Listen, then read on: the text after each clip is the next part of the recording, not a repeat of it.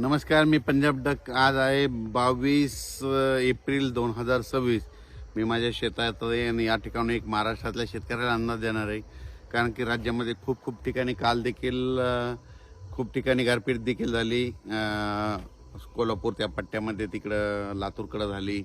तर आज देखील अहिल्यानगरकडे पाऊस चालू आहे आणि शेतकऱ्याचे फोन येत आहेत की आणखीन वातावरण कसं आहे.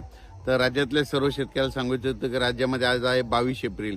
22, उद्या 23 आणि 24 आणखीन 2 दिवस विखुरलेल्या स्वरूपाचा एक अवकाळीचं सावट आहे. म्हणजे 25-26 तारखेपर्यंत राज्यात अवकाळीचं सावट आहे. म्हणून हा अंदाज राज्यातल्या सर्व शेतकऱ्यांनी लक्षात घ्यायचा. त्याच्यानंतर राज्यामध्ये 27 तारखेपासून राज्यात परत उन्हाचा पारा वाढत जाणार आहे.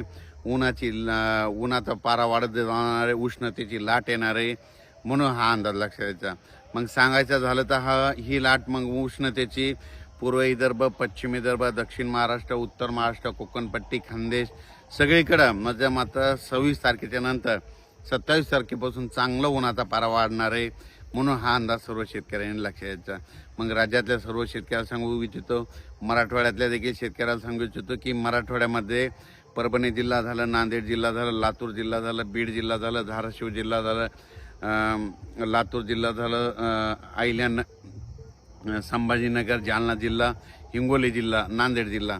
तर ते शेतकऱ्याला सांगू इच्छितो की आणखी 3 दिवस म्हणजे आज 22, 23 आणि 24च्या दरम्यान फक्त विखुरलेल्या स्वरूपाचा तुरळक ठिकाणी अवकाळी पावसाचं सावट आहे. म्हणून हा अंदाज मराठवाड्यातल्या शेतकऱ्यांना लक्षात द्यायचा. विदर्भात देखील आणखीन 2-3 दिवस सगळीकडे नाही, पण अवकाळीचा वेग दररोज एक दिवस आड भाग बदलत अवकाळी मध्यरात्रीच्या येणार आहे. म्हणून हे देखील विदर्भातल्या सर्व शेतकऱ्यांनी अंदाज लक्षात घ्यायचा.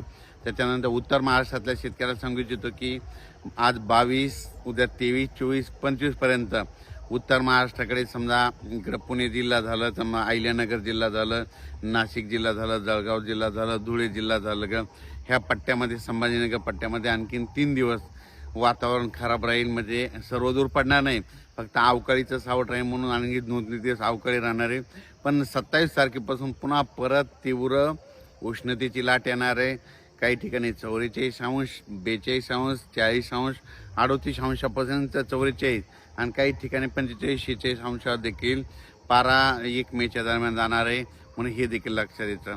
मेच्या पहिल्या आठवड्यात हवामान तीव्र उष्णतेची लाट राहणार आहे. म्हणून हे देखील अंदाज सर्व शेतकऱ्यांनी लक्षात द्यायचा. म्हणजे 1 मे पासून परत राज्यात चांगली उष्णता वाढणार आहे. म्हणून हे देखील सर्व शेतकऱ्यांनी लक्षात द्यायचं.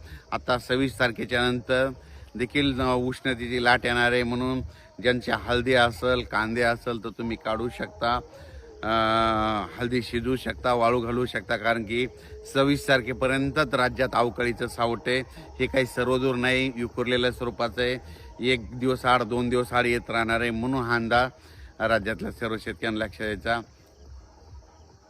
तसेच इकडं धाराशिव जिल्हा झालं, लातूर जिल्हा झालं, त्याच्यानंतर कोल्हापूर जिल्हा झालं, त्याच्यानंतर सातारा जिल्हा झाला. आज देखील सातारा जिल्ह्यात खूप पाऊस गारपीट झाली. तर सातारा जिल्हा झालं, पुणे जिल्हा झालं, 2 तालुका झालं, त्याच्यानंतर अहिल्यानगर, त्याच्यानंतर नाशिक, येवला ह्या पट्ट्यामध्ये आणखीन जवळपास 3 दिवस वातावरण थोडं खराबच राहणार आहे. म्हणून हे अंदाज लक्षात घ्यायचा. राज्यात मात्र 27 तारखेपासून राज्यात परत हवामान कोरडं होणार आहे, उष्णतेची लाट येत राहणार आहे. म्हणून हा अंदाज लक्षात घ्यायचा. उष्णतेपासून लहान मुलाची, वयोवृद्धाची आणि आपल्या पाळीव प्राण्यांची काळजी घ्यावी. म्हणून हे देखील या व्हिडिओमध्ये सांगतो. 1 मेच्या पहिल्या आठवड्यात चांगली उष्णतेची तीव्र लाट राहणार आहे. म्हणून हे देखील लक्षात घ्यायचं. मुंबई, पुणे, नाशिक ह्या पट्ट्यात देखील आणखीन जवळपास 24, 25, 26च्या दरम्यान तिकडे देखील वातावरण खराब राहील. म्हणून हे लक्षात घ्यायचं. पण 2026च्या बाबतीत सांगायचं झालं तर 2026ला मात्र सरासरी इतका पाऊस पडणार आहे, चांगला पाऊस पडणार आहे. परतीचा पाऊस मात्र जास्त होणार आहे, पिकं चांगली येणार आहेत. म्हणून ही सर्वप्रथम शेतकऱ्याच्या आनंदाची बातमी. दुष्काळ वगैरे काही पडणार नाही. जूनमध्ये देखील पाऊस असणार आहे, जुलैमध्ये पडणार आहे, ऑगस्टमध्ये पडणार आहे, सप्टेंबर ऑक्टोबरमध्ये देखील पडणार आहे, आणि 13 नोव्हेंबरला थंडी येणार आहे. म्हणून हे लक्षात यायचं. म्हणजे सांगायचं झालं यावर्षी पाऊस असा राहील की पिकाला लागेल तसा पडणार आहे, फक्त परतीचा पाऊस जरा जास्त पडणार आहे. म्हणून ही अंदाज सर्व शेतकऱ्यांनी लक्षात घ्यायचा. आणि तुम्हाला सांगतो, कालच अक्षय तृतीया झाली होती. अक्षय तृतीयापासून कंप्लीट 40 दिवस पाऊस असतो. आता 2 दिवस झालेत, मध्ये कंप्लीट आणखीन 38 दिवस पाऊस राहिला आहे. म्हणून शेतकऱ्यांनी शेतीचे कामे करून घ्या. आम्ही पाहू शकता आणखीन आज आम्ही सगळे कामं आटपून घेतलेली आहेत.